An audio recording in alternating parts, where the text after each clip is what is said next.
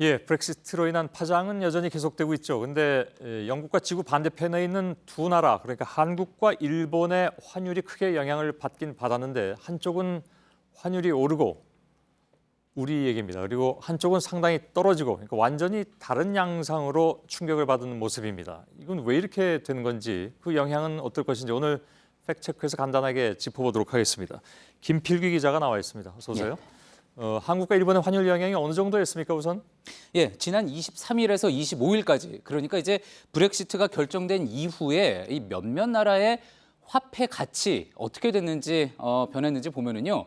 일단 당연히 영국 파운드화의 가치가 가장 큰 폭으로 떨어졌습니다. 예. 그렇지만 보시는 것처럼 한국 원화 역시 상당한 수준으로 떨어졌고요. 반대로 일본 엔화의 가치는 거의 나홀로 올랐습니다.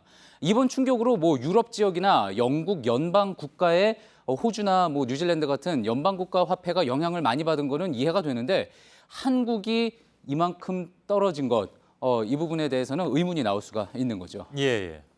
사실 늘 저렇습니다. 뭐 일이 있으면 우리가 뚝뚝 떨어지니까요. 근데 예. 전 세계 경제가 좋지 않은 영향을 받은 것은 물론 알겠는데 왜 유독 한국 원화 환율이 이렇게 유럽 수준의 영향을 받는 것이냐? 예. 그 뭐 일본이 오른 건 뭐 나중에 얘기하더라도 여기에 대해서는 일단 의문이 나올 수 있을 것 같습니다.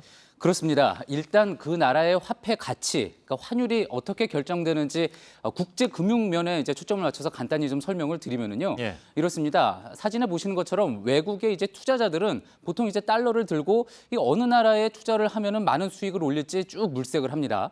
그러다가 이거 한국이 좋겠다라고 결정을 했다면은 우리나라 주식을 사거나 아니면 원화로 발행된 채권 아니면 원화 자체를 사기도 합니다.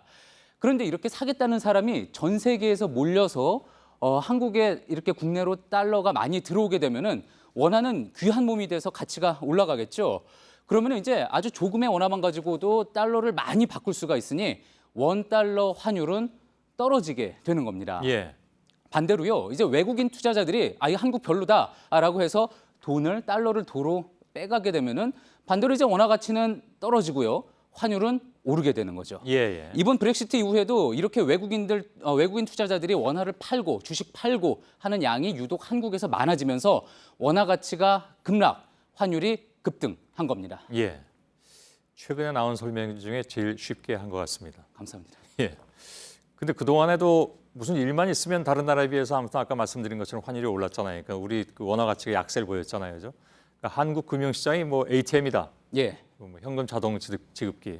이런 그 자조적인 얘기까지도 많이 나왔는데 이런 얘기도 아무튼 이번에도 또 적용이 되는 것 같습니다. 그렇습니다. 이제 한국 금융시장이 충격에 유독 약한 거는 부인할 수 없는 사실입니다. 예.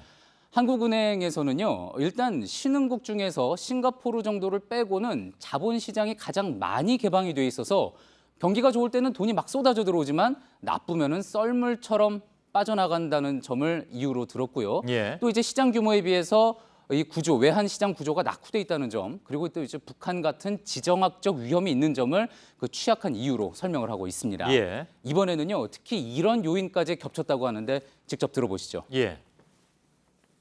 우리 같은 경우에는 영국계 자금이 꽤 들어와 있는 나라 중에 하나다. 대개 한 주식시장에서는 9%에서 10% 정도 보통은 생각하기 때문에 이런 부분들을 알고 있는 이제 국제 금융 투자자들 입장에서는 상당히 불안해할 수 있는 여지가 있는 시장이라고는 우리가 볼 수 있겠습니다. 그게 금요일 날도 좀 반영이 됐다고 보여지고요.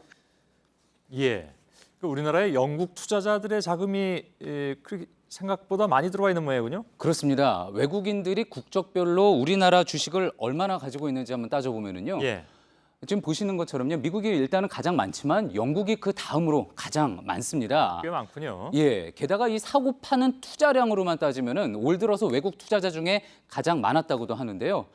이번에 이 영국 자국의 경제 상황이 불안해지니까 일단 해외 각국에 투자해놨던 돈을 회수해 가게 된 거죠. 예. 그러면서 한국 금융시장이 그중에서도 더 타격을 받게 됐던 겁니다. 예. 그러면 그렇게 한국에서 뺀 돈을 일본에다 투자하면서 일본 그 엔화 가치가 오른 걸까요? 어떻게 봐야 될까요? 예, 그렇게 짐작을 해볼 수가 있는데 많은 전문가들에게 물어본 결과 사실 그렇게 됐는지 그 돈이 그 돈인지 알 수 있는 방법은 없다고 합니다. 하긴 뭐 예. 예, 그 돈을 미국에 투자했을 수도 있고요. 아니면 그냥 지금 쥐고 있을 수도 있는 거죠. 다만 확실한 거는요. 다른 여러 나라의 투자자들이 금의 투자를 하듯이 일본 엔화를 아주 안전한 자산으로 보고 투자를 하고 있다는 점입니다. 예. 일본 경제 규모가 큰 건 물론 알겠는데 일본 예. 엔화가 그렇게 안정적인 자산인가요? 예, 이제 금융 투자자들이 안전하다고 생각하는 기준은 어떤 나라의 경제 사정도 있지만 결국 더 중요한 거는 투자한 돈을 과연 내가 안전하게 다시 회수할 수 있겠느냐 하는 겁니다. 예. 일본은요, 미국 국채나 뭐 부동산 등 다른 나라 자산을 가장 많이 보유하고 있는 나라 중에 하나고요. 또 국가 부채, 말씀하신 대로 국가 부채도 많은데 GDP 대비 230%에 이릅니다. 하지만 채권의 대부분을 국민들이 사서 가지고 있습니다. 예. 그러니까 해외로 빠져나갈 염려가 없는 거죠. 즉 여러 곳에 자산 투자는 잘 해놓은 한편 자기에게 돈 꿔준 빚쟁이들은 당장 돈 갚으라고 독촉할 일이 없으니까 밖에서 보기에는 이만큼 안전한 투자처도 없는 거죠. 예.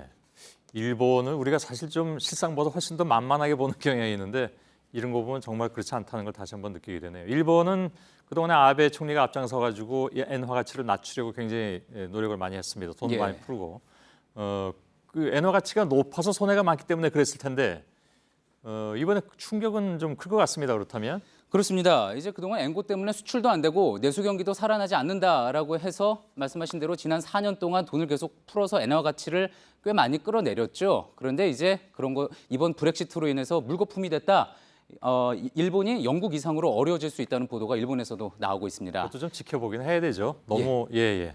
계속 근데 해주시죠. 그렇다면은 마찬가지 이 반대 논리로 한국은 원화 가치가 떨어졌으니까 수출 경쟁력이 높아졌다. 오히려 좋은 기회가 될 수 있다 이렇게 볼 수도 있는데 또 이 부분에 대해서는 자동차, 철강 등 일부 업종만 해당하고 오히려 전 세계가 지갑을 다 닫아버리면 전반적인 타격을 입을 수 있다는 우려도 나오고 있습니다. 예. 아무튼 브렉시트로요 한국과 일본 경제가 서로의 약점을 다시 한번 들추게 된 셈인데 누가 충격을 최소화하고 빨리 극복할 수 있을 것이냐 양국 정부가 아주 모두 중요한 시험대에 오르게 됐습니다. 예. 김필기 기자와 함께했습니다. 수고했습니다.